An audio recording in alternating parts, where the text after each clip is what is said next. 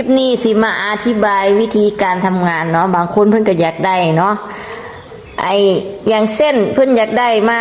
เอาตัวปอปลาสีแดงเอานี่สีขาวสีนะสีแดงสีดำก็ว่ากันไปแต่ว่าแผ่นนี้เพิ่นบ่ได้สร้างดอกเพิ่นเอาตามนี่ล่ะอันค่อยสิมาเว้าให้ฟังเด้อวิธีการทำงานก็คือพื้นของมันเนี่ยค่อยสิเฮ็ดพื้นสีดำแล้วนี่มันเป็นเส้นตอกแล้วมันเป็นเส้นเดียวแล้วมันยาวมาฮอดพี่ถ้าเจ้าสิมาเปลี่ยนสีเอาแค่ปอปลาสีแดง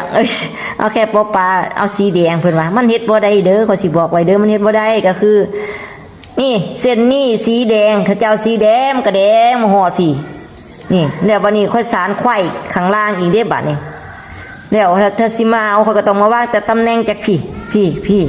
มันเฮ็ดบ่ได้เด้อมันเฮ็ดบ่ได้นี่มันต้องวางตำแหน่งแต่พี่ได้ขนาดข่อยสานซุมือข่อยยังวางตำแหน่งบ่ถือเพราะว่าตัวอักษรแต่ละตัวมันสิบ่คือกันมันต้องวางตำแหน่งมาแต่พี่แล้วข่อยก็บ่สามารถเฮ็ดให้ได้ดอกแบบนั้นนี่เด้อให้เข้าใจตามกันเด้อข่อยต้องมางัดเอาสีนี่เด้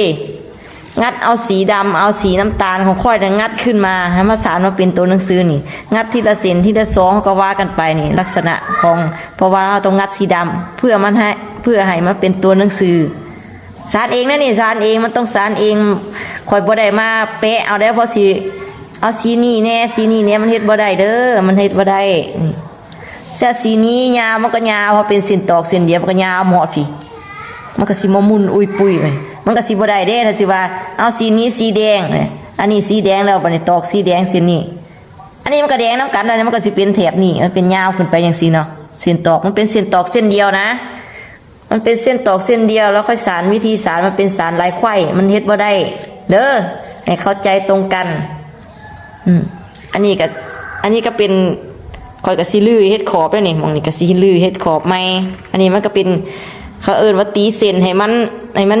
เป็นลักษณะแนวเดียวกันเฮาสินับเส้นตอกได้ว่า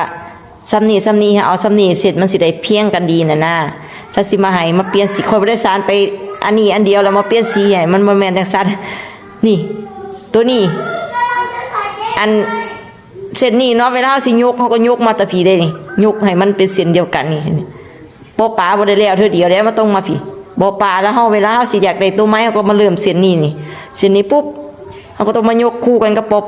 ปลายังบ่แล้วว่านี่ถ้าสิมาเปลี่ยนสีอันนี้มันก็สิเป็นสีโอ้บ่ได้ง่ายๆก็คือค่อยทำไม่ได้เด้อเอาตามนี้เนาะนี่อันนี้ก็เสร็จเรียบร้อยแล้วล่ะเหลือแต่ใส่ขอบแก้ไปรอบนึงแก้รอบแรกที่แรกว่ามันบ่มีโทธงเนาะมายกธง